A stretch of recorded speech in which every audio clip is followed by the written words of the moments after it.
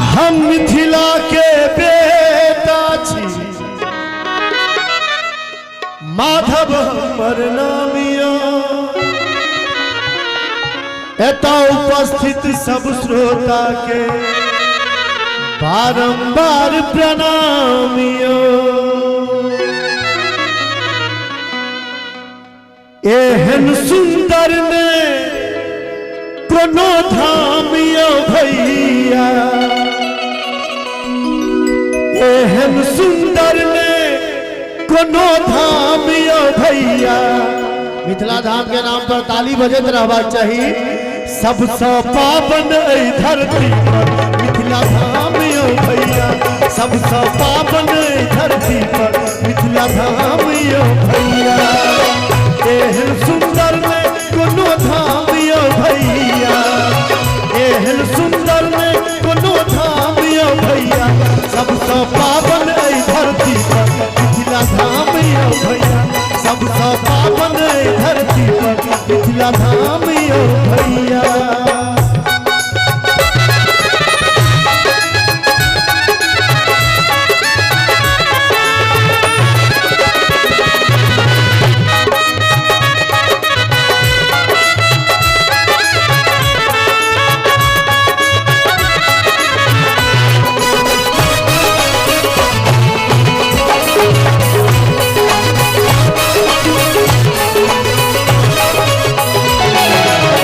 देश राजा जनक के सीता के अग्नया, विद्यापति आंगन शंकर बनिला उपनाया।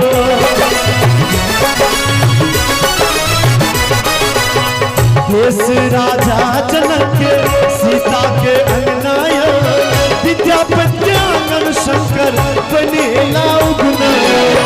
मर्यादा पुरुषोत्तम पाहुन राम यो भैया, मर्यादा पुरुषोत्तम पाहुन राम यो भैया। सबसे पावन एहि धरती पर मिथिला धाम यो भैया, सबसे पावन एहि धरती पर मिथिला धाम यो भैया।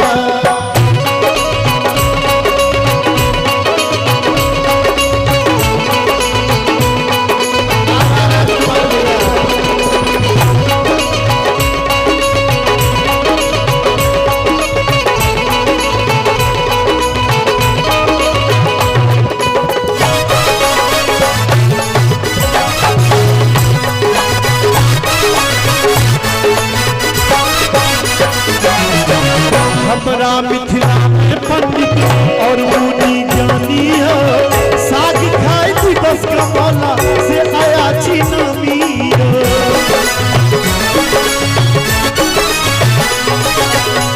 हमरा मिथिला में पंडित और मुनि ज्ञानी हो, साग खाए दिवस कमाला से आया चिनामी हो। सुगा पढ़े छल पेट पुरानी भैया, सुगा पढ़े छल पेट पुरानी भैया। सबसे पावन एहि धरती पर मिथिला धाम यो भैया, सबसे पावन एहि धरती पर मिथिला धाम यो भैया।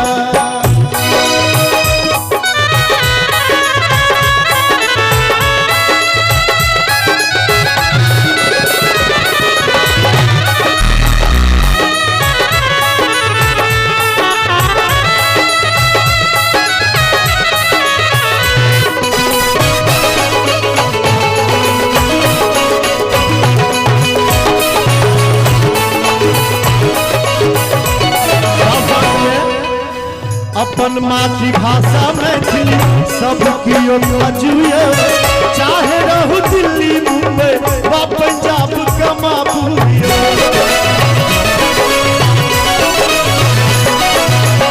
अपन मातृभाषा मैथिली सबकी बाजुए, चाहे रहू दिल्ली मुंबई वा पंजाब कमाबुए।